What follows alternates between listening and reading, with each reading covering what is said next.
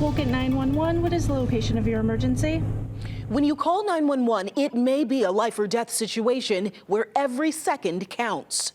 That is incredibly important. I have 2 young children. NBC Connecticut Investigates discovered almost a dozen of our state's 911 centers have been warned for taking too long to answer a significant chunk of 911 calls. Chief Investigative Reporter Len Bestoff has an exclusive look at the issue and what's being done about it.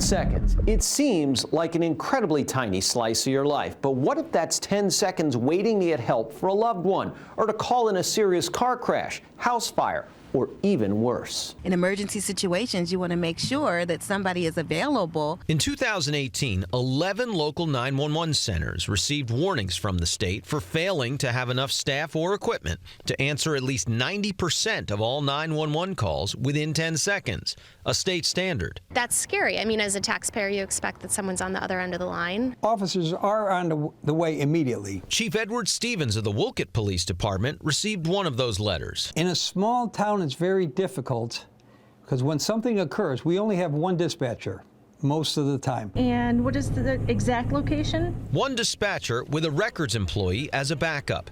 Stevens played a recording of a dispatcher taking one call on a car crash, and you can hear another call ringing in the background. Wolcott 911, what is the address of your emergency?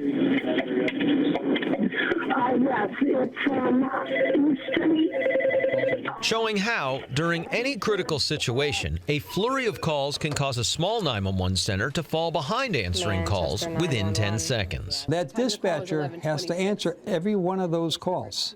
On top of that, has to squeeze in dispatching an officer to the scene, a supervisor to the scene, an ambulance to the scene, whether tow trucks have to get there. So it's not like a 911 call, no officers are responding. They are responding. 10 other 911 centers across the state were also flagged. Bloomfield, Bridgeport, Hartford, New Britain, Norwalk, Norwich, Reading, Stamford, Stratford, and Weston. I'm sure you're not happy with 83% or 86%. No, I'm on my supervisor's cases all the time about that. Norwalk 911 Center Director Lieutenant Praveen John tells NBC Connecticut Investigates delays come down to staffing and training. For the most part, if it's a new dispatcher that hasn't had any background in dispatching, it usually takes about 6 months to do it. But there's only one requirement under regulation for performance, and that's that 10-second answering standard. State Emergency Telecommunications Manager Steve Verbal explains there are no penalties for failing to meet the standard.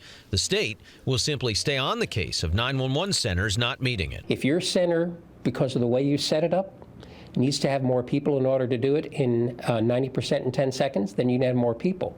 Sometimes, though, just changing the way you do things can make it possible to meet the requirement. Respond to 107 Hickory Lane. In the case of Wolcott, the state has discussed the idea of combining with other 911 centers to become more efficient. I'm open to anything. If it's going to help the town, I'm for it. Len Bestoff, NBC Connecticut Investigates.